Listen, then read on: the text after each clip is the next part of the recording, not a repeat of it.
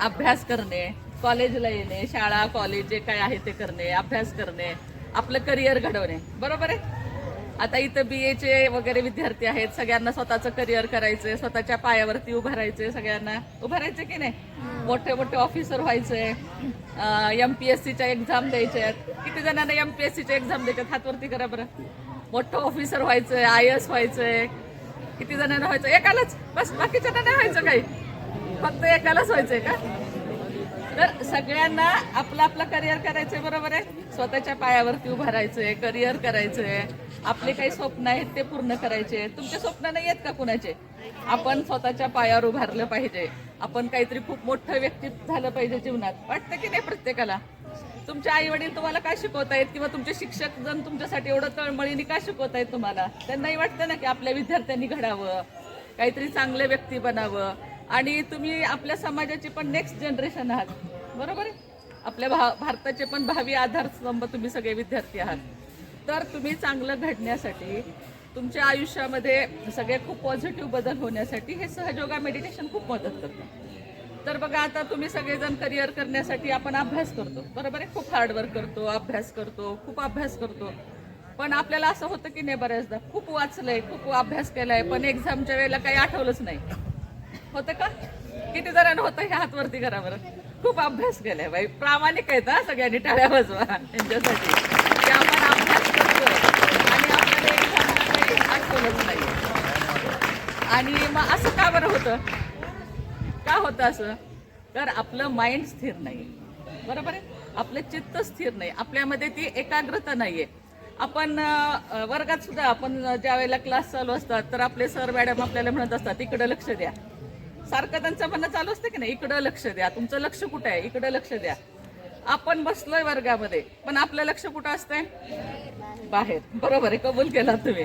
आपण क्लासमध्ये बसलोय, पण आपलं लक्ष कुठंतरी बाहेर भिरभिरतंय, आपल्या मित्रांकडं, आपल्या मैत्रिणींकडं.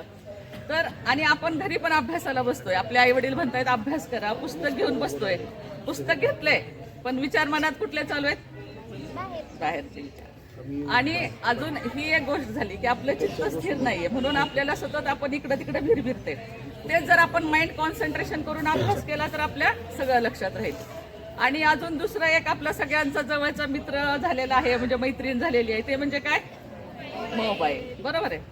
आता ते मित्र म्हणायचं का दुश्मन म्हणायचं ते आपणच ठरवायचं, कारण आपण त्याचा कसा यूज करतोय. सध्याच्या काळातला खूप मोठा हा प्रश्न झालाय की सोशल मीडियाचा वापर करणं, मोबाईलचा वापर करणं. आपला मॅक्झिमम वेळ आपल्या क्लास किंवा ट्युशन नंतर आपला सगळ्यात जास्त वेळ कशावर जातो? आपल्या मोबाईलवर.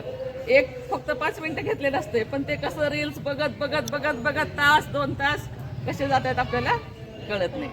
मग ह्याच्यानंतर येते एक्झाम. मग त्यावेळेला आपण असं जागो होतो, अरे बापरे, आपला एवढा अभ्यास राहिलाय, आपला तर एवढा पिरियड गेलाय, मग आता कसं करायचं? आणि मग खूप टेन्शन येतं. बरोबर आहे. एक्झाम आणि काय होतं? खूप सारं टेन्शन येतं. अगदी छोटे छोटे मुलं सुद्धा म्हणत असतात आता मला खूप टेन्शन आलंय. मग त्या टेन्शनमध्ये आपण अभ्यास करतो. अगोदर तर टाइमपास केला, भरपूर टाइमपास केला, आता राहिलाय खूप कमी काळ, आणि त्या कमी काळात खूप टेन्शनने अभ्यास केला की मग काय होतं? पुन्हा एक्झामच्या वेळेला काहीच आठवत नाही, कारण खूप टेन्शनमध्ये वाचले ना. माइंड शांत ठेवून आपण अभ्यासच केलेला नाहीये. आपण जो अभ्यास करतो तो खूप स्ट्रेस घेऊन अभ्यास करतो, खूप टेन्शन घेऊन करतो. त्याच्यामुळं आपल्याला आपल्या मनासारखं यश मिळत नाही, आपल्याला कमी मार्क्स येतात. मग त्याच्यानंतर दुसरी स्टेप, आता हे एक झाली टेन्शन, मग कमी मार्क आले म्हणून काय होतंय? डिप्रेशन येतं की नाही? खूप डिप्रेशन, खूप निराशा, मग तर काहीच करावं वाटत नाही. आहे ते पण करायची इच्छा नाही, मला काहीच करायची इच्छा नाही, मी एवढी मेहनत केली पण मला एवढे कमी मार्क आले, आता मला काहीच करायची इच्छा नाही. म्हणजे आपण ह्या दोनच गोष्टीमध्ये आहोत, एक तर टेन्शन, स्ट्रेस, नाहीतर मग डिप्रेशन. आणि आपण सतत, आता बघा आपले विचार पण सतत विचार चालू असतात. एकही मिनिट असा जात नाही की आपल्या मनात विचार आला नाही. आणि विचार कुठले चालू असतात? एक तर काल काय झालं, परवा काय झालं, किंवा मला उद्या काय करायचंय, परत पुढं काय करायचंय. एक तर आपण खूप सारं फ्युचरचं तर प्लॅनिंग करत असतो किंवा भूतकाळातला विचार करत असतो, पण आपण प्रेझेंटमध्ये कधीच नाही राहत, आपण वर्तमान काळात नाही राहत की आपल्याला आत्ता काय करायचंय. आपण कधीच विचार करत नाही की मला आत्ता काय करायचंय. मी आत्ता काय केलं पाहिजे.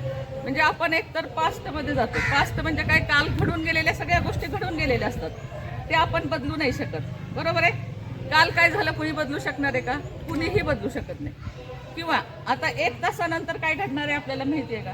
पण आपण इतकं प्लॅनिंग केलेलं असतं, मला असं करायचंय, मला तसं करायचंय, मला हे करायचंय.